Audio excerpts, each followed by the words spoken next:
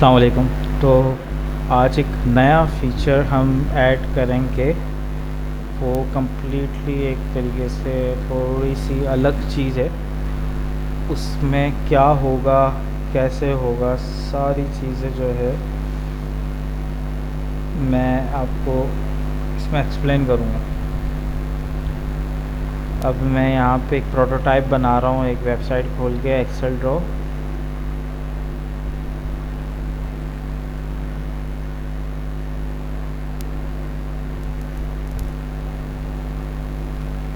तो यहाँ पे ना अब एक यूज़र होगा जो एक एज अ कंपनी रजिस्टर करेगा खुद को। ठीक है, कंपनी रजिस्टर करेगा और उसकी फील्ड्स क्या होंगी। पहले फील्ड होगी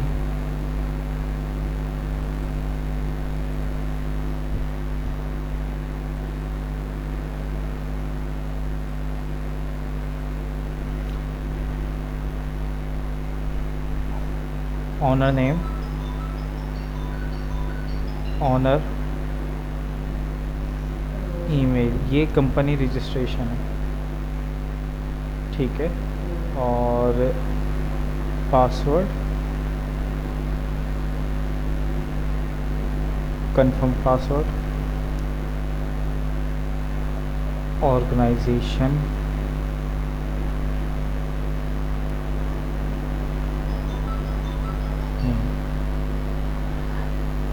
जैसे ही ये रजिस्टर करेगा इसके पास एक ईमेल चली जाएगी जिससे ये अपना ईमेल वेरीफाई करेगा। ईमेल वेरीफाई करेगा और हमारी ऑर्गेनाइजेशन में, हमारी एप्लीकेशन में इसकी ऑर्गेनाइजेशन रजिस्टर हो जाएगी। जो सुपर एडमिन होगा और जो सब एडमिन होगा वो ऑर्गेनाइजेशन को देख सकता है। ऑर्गेनाइजेशन को वो देख सकता है। सुपर एडमिन ऑर्गेनाइजेशन को डिसेबल कर सकता है। ठीक है, ऑर्गेनाइजेशन को डिलीट कर सकता है। और डिलीट जो होगा ना वो सॉफ्ट डिलीट होगा, यानी कि एप्लीकेशन से वो डिसअपियर होगा। डिलीट मतलब डिलीट करने से एप्लीकेशन से डिसअपियर होगा, लेकिन वो डेटाबेस में मौजूद होगा कि अगर हमें डेटाबेस में हम देख सकें डिलीटेड ऑर्गेनाइजेशन क्या है तो हम इजीली देख सकें। और हर तरह का डेटा डिलीट होगा, लेकिन वो सॉफ्ट डिलीट होगा, वो डेटाबेस में मौजूद होगा। हम जो है सुपर एडमिन देख सकता है कि क्या डिलीट हुआ है और किसको रीस्टोर करना है। ठीक है, और डिलीट करने पे एक कंफर्मेशन आएगी, confirmation do you want to delete, इस तरीके से होगा। और सब एडमिन जो है ऑर्गेनाइजेशन डिलीट नहीं कर सकता, वो सिर्फ और सिर्फ डिसेबल कर सकता है बस। और डिसेबल पे भी कंफर्मेशन आएगी कि do you really want to disable. और अगर और इसमें हम एक और चीज़ करेंगे कि वो are you sure do you want to disable, so please write the organisation name. तो एक टेक्स्ट फील्ड होगी, उसमें वो नाम ऑर्गेनाइजेशन का लिखेगा तब जाके डिलीट होगी। ऐसा नहीं होगा कि जो ना are you sure do you want to delete organization और do you want to disable organization और जो है डिलीट का ऑप्शन आएगा और नो का ऑप्शन आएगा, ऐसा नहीं होगा। ऑर्गेनाइजेशन का नेम लिखना पड़ेगा सुपर एडमिन को भी और सब एडमिन को भी, डिसेबल करते वक्त भी और डिलीट करते वक्त भी, और ये करना पड़ेगा। उसके बाद ऑर्गेनाइजेशन में अच्छा, सुपर एडमिन पे ये तो रजिस्ट्रेशन फॉर्म हो गया ना। अब सुपर एडमिन के पास और सब एडमिन के पास जो साइड मेन्यू है वहाँ पे ऑर्गेनाइजेशंस आ रही होंगी। सही है, ऑर्गेनाइजेशंस आ रही होंगी। अब वो ऑर्गेनाइजेशन पे क्लिक करेगा, सारी ऑर्गेनाइजेशंस आ जाएंगी। ठीक है, लिस्ट आ जाएगी। और इसके अलावा ऑर्गेनाइजेशन पे जब क्लिक करेगा तो सारी लिस्ट आ जाएंगी। सही है, ऑर्गेनाइजेशन की। अब यूज़र्स पे क्लिक करेगा तो यूज़र्स जो है ना उसमें हमारे पास अगर सब सुपर एडमिन है तो उसके पास जो है इंडिविजुअल यूज़र भी आ रहा होगा, सब एडमिन भी आ रहा होगा और ऑर्गेनाइजेशन यूज़र भी आ रहा होगा। लेकिन इसको हम डिफ्रेंशिएट करेंगे। कैसे डिफ्रेंशिएट करेंगे?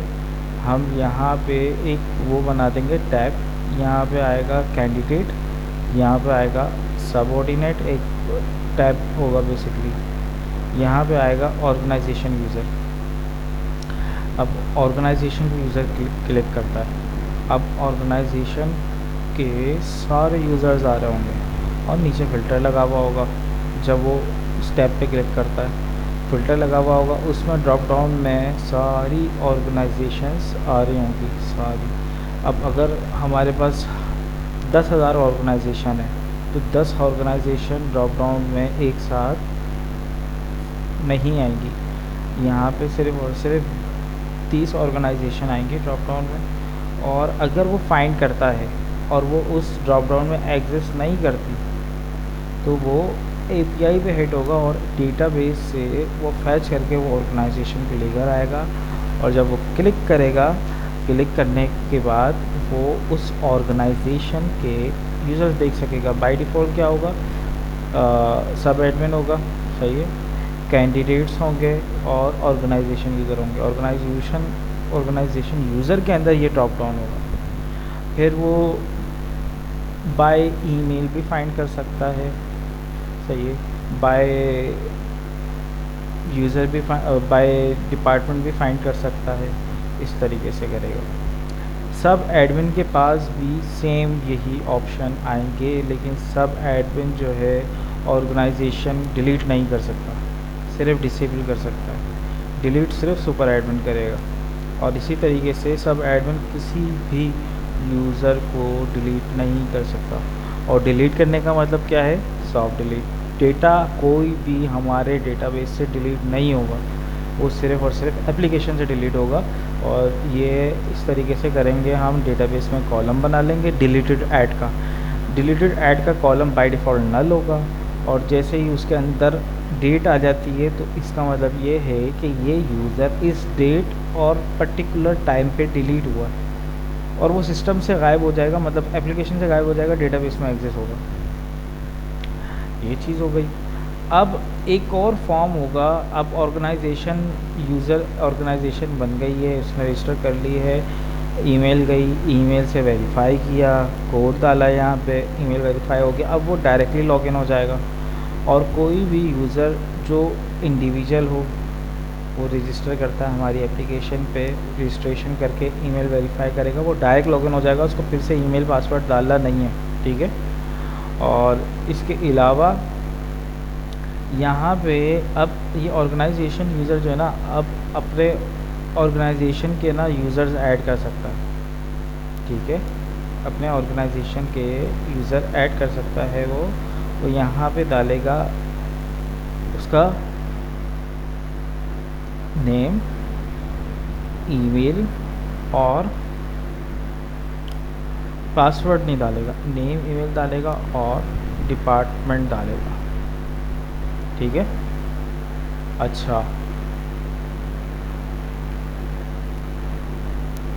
बाय डिफ़ॉल्ट ना जो डिपार्टमेंट्स होते हैं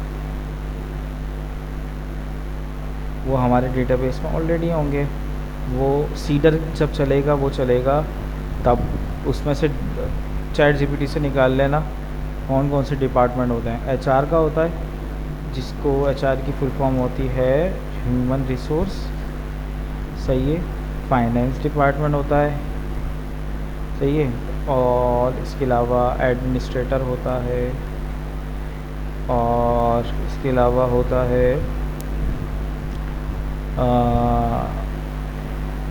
सेल्स डिपार्टमेंट, इसके अलावा होता है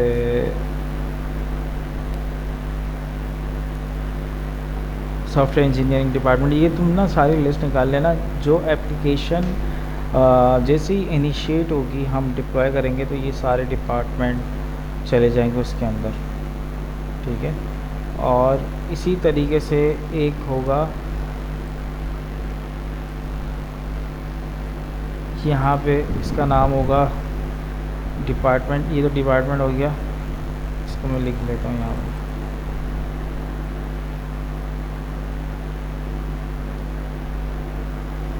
डिपार्टमेंट, और इसके अलावा ये होगा डेजिग्नेशन। डेजिग्नेशन में क्या होगा भाई, इसमें होगा इंटर्न, एसोसिएट, सही है, एसोसिएट, सीनियर, टीम लीड। अच्छा ये पूरी, ये मैं ऐसी लिख रहा हूँ, इसको फॉलो नहीं करना आपने, मैं एग्जांपल दे रहा हूँ आपको। आप चैट जीपीटी से निकालोगे, ये इमेज दे दोगे, उसको बोलोगे भाई दुनिया भर की डेजिग्नेशन निकालो, ठीक है, मैनेजर, इस तरीके से असिस्टेंट मैनेजर जो भी है वो देता है, वो निकाल के ये एप्लीकेशन जब इनिशिएट होगी, डॉकर कंपोज अब चलेगा तो ये डेटा सीड होगा एप्लीकेशन में। अच्छा ये डेटा किसके लिए होगा, ये डेटा होगा ऑर्गेनाइजेशन के लिए। अब जो ऑर्गेनाइजेशन ओनर है वो ऐड करेगा एक यूज़र, तो उसको डिपार्टमेंट में ड्रॉप डाउन कहाँ से आएगा, जो सीडर्स में ऐड होगा वो आएगा, ठीक है। और यहाँ पे आएगी डेजिग्नेशन,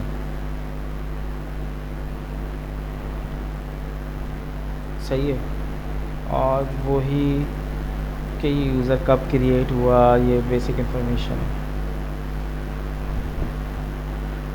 सही है। डिलीटेड एट, ये सारी चीज़ें हैं। अपडेटेड एट,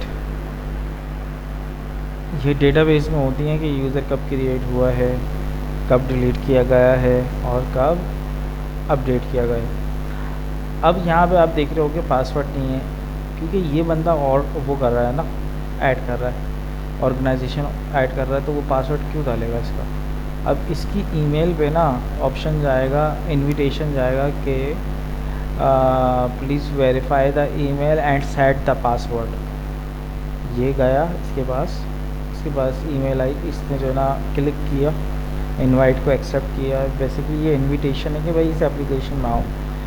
इनविटेशन, फिर हमारी एप्लीकेशन का पेज खुला, वहाँ पे इसने जो है ना पासवर्ड सेट कर दिया, new password, confirm password set कर दिया, और जो है ये एप्लीकेशन के अंदर लॉगिन हो गया, सही है। अब वो एचआर भी हो सकता है, वो सीनियर डेव भी हो सकता है, वो कुछ भी हो सकता है। अब वो ऐड हो गया।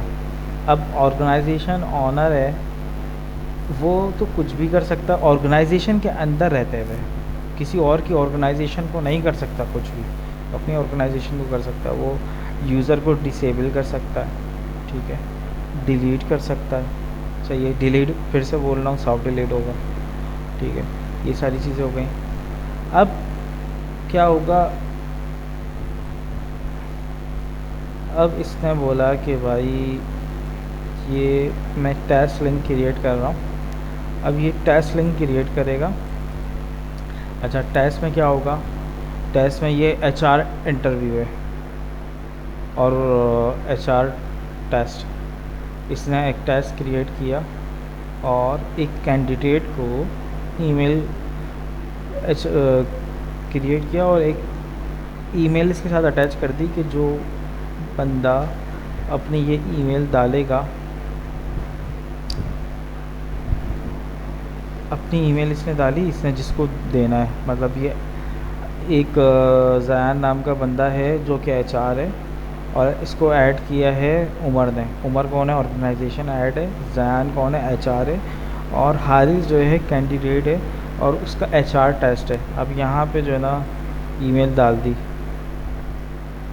पहले टेस्ट क्रिएट किया कि ये एचआर टेस्ट है, इसमें कौन कौन से क्वेश्चंस किए जा सकते हैं, एचआर टेस्ट है, ड्यूरेशन डाल दी, क्वेश्चन लिस्ट डाल दी कि भाई क्वेश्चन लिस्ट नहीं डालेगा, सिर्फ ये बताया कि क्वेश्चन की वो बता दे, लिमिट बता देगा 10 पूछने कि क्वेश्चन तो हम रियल टाइम पे पूछ रहे होंगे, ठीक है।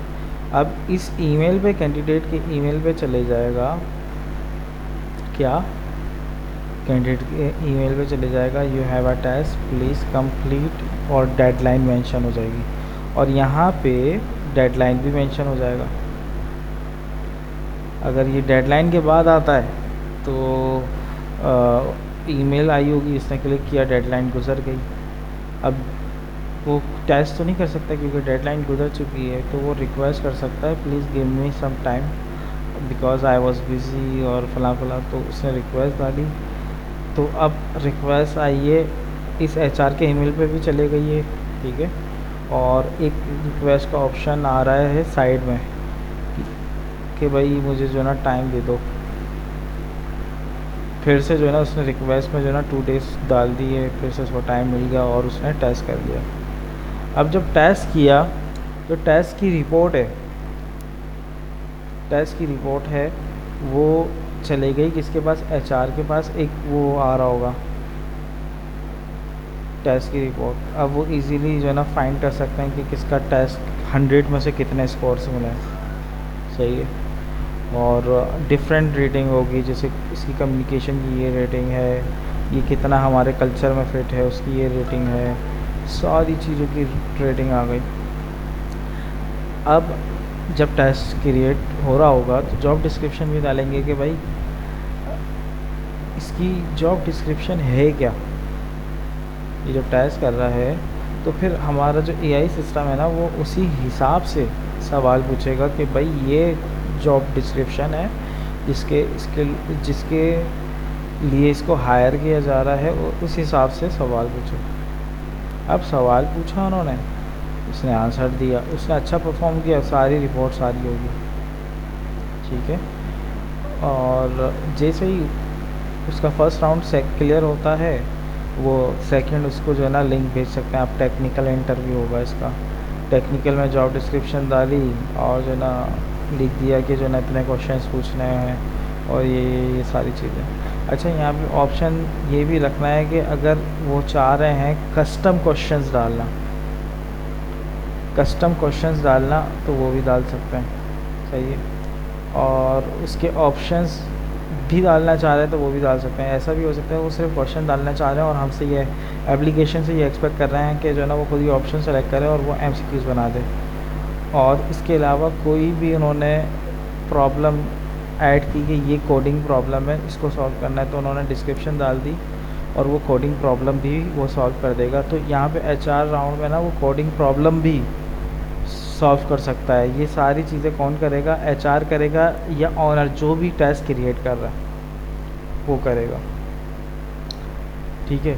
तो ये अभी तक का रिक्वायरमेंट है, इसको करना है और इसको करो, फिर इंशाल्लाह हम जो है वो करेंगे। और याद रखना कि ऑर्गेनाइजेशन बनेगी डेटाबेस में और ऑर्गेनाइजेशन से एसोसिएट होगा यूज़र, सही है। ऑर्गेनाइजेशन से एसोसिएट होगा यूज़र कि ये ऑनर है, ठीक है, ये एचआर है, इसकी ये डेजिग्नेशन है, ये है।